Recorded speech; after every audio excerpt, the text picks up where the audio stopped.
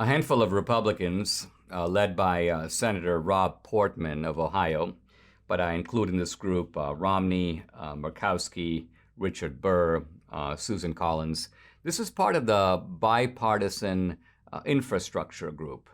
And it is complemented on the Democratic side by some, well, you'd have to say somewhat centrist Democrats. Manchin is on there, Kristen Sinema is on there, Mark Kelly, the other Arizona senator, Mark Warner, Virginia.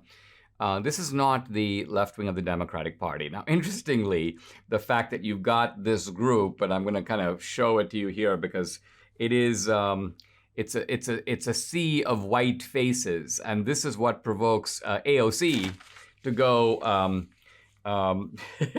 She says that bipartisanship, quote, is quote, just as defined by people who people in power agree to exclude than include. She's implying that, hey, we don't have any blacks or Latinos in the group, probably because Latinas like her are to the far left. You can't exactly put them on a bipartisan commission. The bipartisanship would break down immediately. And Cori Bush, also part of the same gang. Is this the bipartisan infrastructure group or the audience at a Kid Rock concert?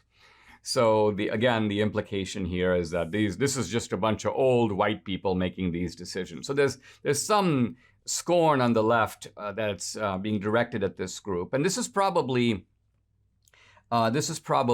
why. It's because the bipartisan group is pushing for a $550 billion infrastructure plan. That's a lot of money, but it's a far cry from the vastly greater amounts, including a $3.5 trillion plan, originally labeled the infrastructure plan. It's not, the larger one is not an infrastructure plan. It's a child care, it's a paid leave, it's a public education, it's a Green New Deal, it's a climate change. It's got kind of the whole kitchen sink thrown into it.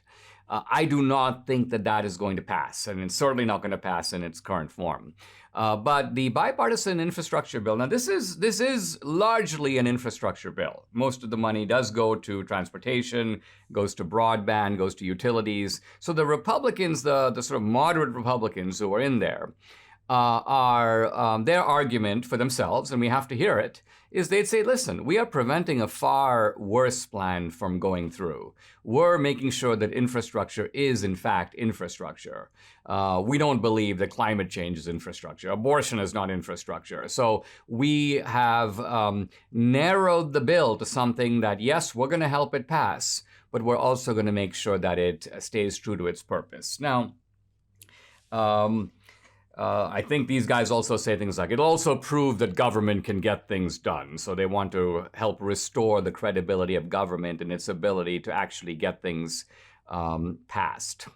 But there's a downside, and that downside is often ignored. I want to highlight the two elements of the downside of what these Republicans are doing. Number one, they're giving Biden an unnecessary win. Why give Biden a win at all? This guy his ship is kind of taking on water on all fronts. Taking on water on the border. He's taking on water on rising crime rates, an economy that's now in trouble. Inflation is spiking its ugly head.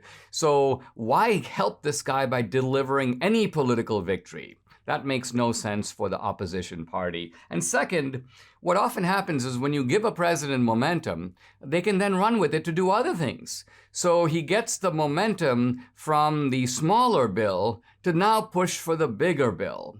And of course, the Democrats recognize they're not going to get 10 Republican votes in the Senate for the bigger bill. They're hoping to finagle a way to get maybe Manchin on board, Sinema on board, and pass basically a Democratic bill, a 51 to 49, or a 51 to 50, I should say, with Kamala Harris breaking the tie for the larger big spend program that they have in mind to kind of give away to all their constituencies. So in my view, on balance, although I can understand why the moderate Republicans are trying to do what they're doing, this is a strategic and a tactical mistake, not just because it's helping Biden, but because it may lead to ultimately to a bigger, uglier, even more irresponsible infrastructure bill.